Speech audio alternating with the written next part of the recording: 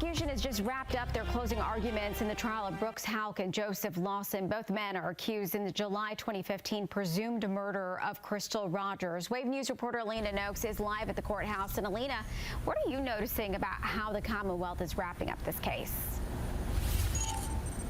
Well, in all the ways that the defense has attacked the prosecution witnesses in their testimony, the prosecution has not held back at all when it comes to attacking the defendants in this case, specifically about where they were before and after Crystal Rogers' disappearance. They're really looking at the behavior here of Brooks Houck and Joseph Lawson. So let's take a look at that. They walked the jury through a timeline.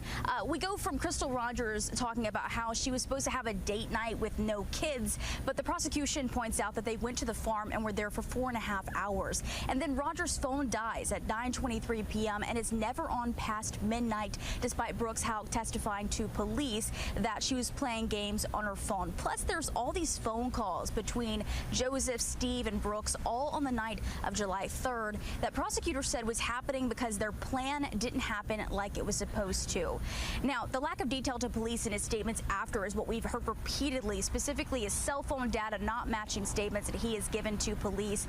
And they're saying that he lied about who he talked to and what he was doing the day of July 3rd into July 4th, specifically that there was a huge chunk of time, majority of his day, where he was at the Houck family farm, but the locations and the people he talked to did not match up with the statements that he said. Now, Shane Young says this, quote, "This is someone who could not provide a rational explanation." And he goes on to say that they're never able to verify when she comes home because she doesn't. Now, he's asking the jury here to put these pieces together to come to the conclusion that because she doesn't come home, they are supposed to assume that the last person that she was with is the person that is guilty of her murder, that being Brooks Houck in this case. That's what he's asking this jury to consider. And they're going to have to take all these things into account tomorrow. The defense and what they have argued today, specifically that this jury cannot find either of these defendants guilty of these crimes because there has been no body presented. There has been no DNA evidence presented.